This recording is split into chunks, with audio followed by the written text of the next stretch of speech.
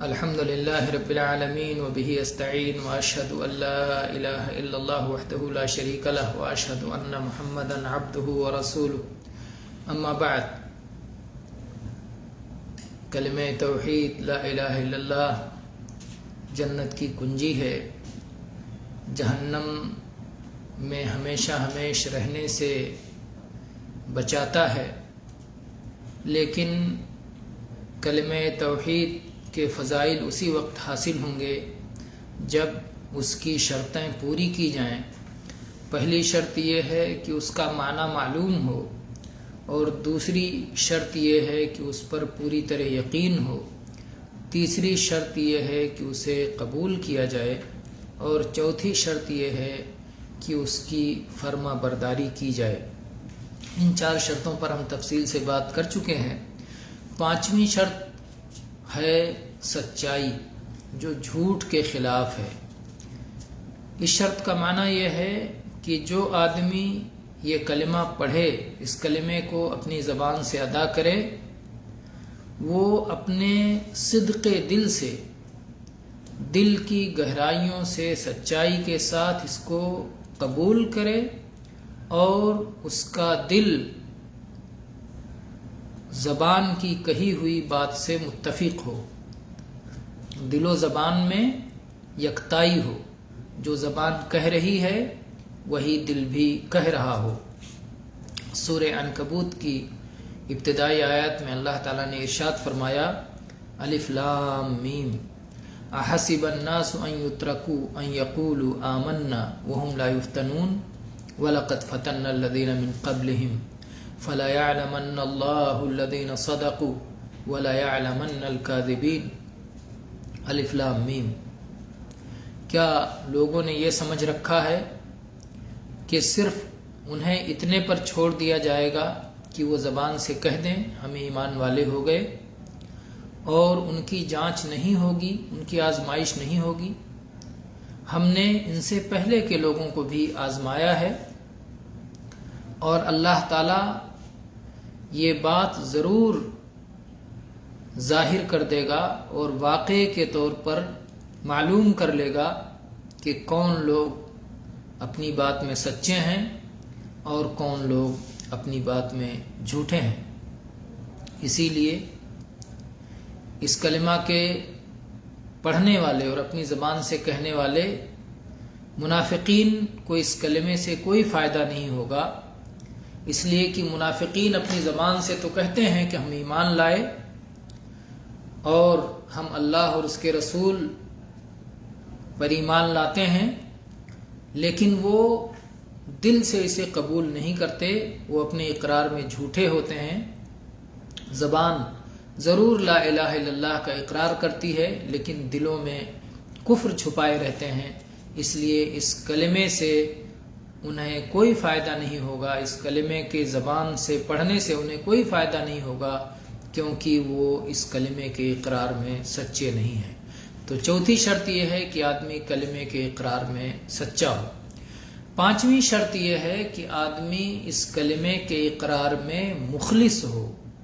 آپ جانتے ہیں کہ اخلاص کے معنی ہوتا ہے ملاوٹ سے پاک رہنا، کوئی چیز خالص ہے یعنی ملاوٹ سے محفوظ ہے، اور شرک ملاوٹ کا نام ہے۔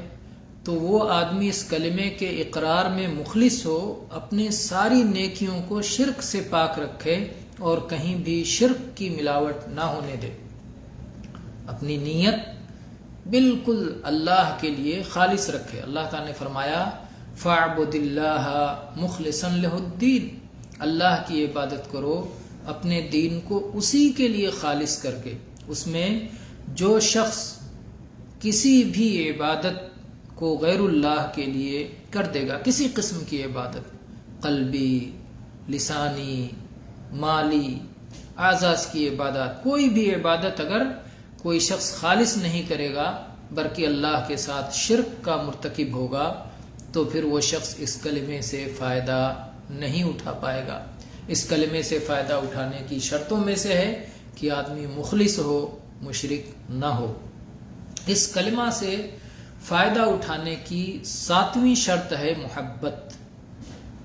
اس کلمے سے اور اس کلمے کے مدلولات سے اور اس کلمے کا اقرار کرنے والوں سے اور اس کلمے کے تقاضے پر چلنے والوں سے اور اس کلمہ کی شروط کی پابندی کرنے والوں سے سب سے اسے محبت ہو، اور جو چیزیں اس کے برخلاف ہیں ان سے اسے نفرت ہو، بغض ہو، کراہت ہو۔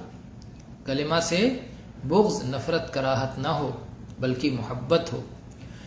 اور اس کی دلیل سورہ بقرہ کی آیت نمبر 165 ہے، جس میں اللہ تعالیٰ نے ارشاد فرمایا وَمِنَ النَّاسِ مَن يَتَّخِذُ مِن دُونِ اللَّهِ أَندَادًا يُحِبُّونَهُمْ كَحُبِّ اللَّهِ وَالَّذِينَ آمَنُوا أَشَدُّ حُبًّا لِلَّهِ، کہ جو لوگ اللہ کے سوا کسی اور کو اللہ کا ہمسر بنا لیتے ہیں اور ان سے ویسی ہی محبت کرتے ہیں جیسی اللہ سے محبت ہونی چاہیے، تو یہ مشرکوں کا حال ہے۔ لیکن جو ایمان والے ہیں وہ سب سے زیادہ اللہ سے محبت کرتے ہیں۔ والذین آمنوا اشد حبا للہ، جو اہل ایمان ہیں وہ سب سے زیادہ اللہ سے محبت کرتے ہیں۔ تو جو شخص اللہ سے محبت رکھے گا، اس کلمے کا اقرار کرے گا، اس کلمے سے محبت رکھے گا، اس کلمے کے تقاضوں سے محبت رکھے گا، اس کلمے پر عمل کرنے والوں سے محبت رکھے گا، وہی اس کلمے سے فائدہ اٹھا پائے گا۔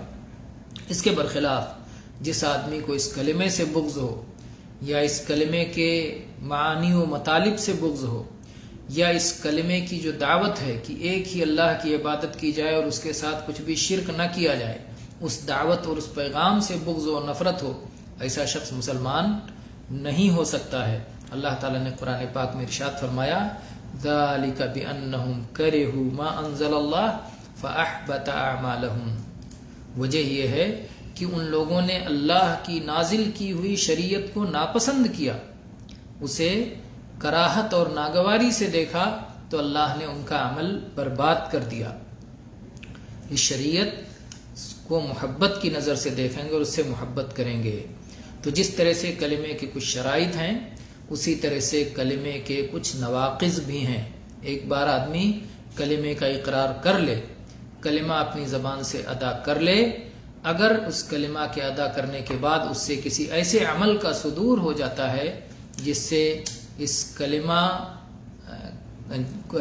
کا اقرار ٹوٹ جاتا ہے، کلمہ کا عہد ٹوٹ جاتا ہے، تو پھر بھی وہ اس کلمے سے فائدہ نہیں اٹھا پائے گا۔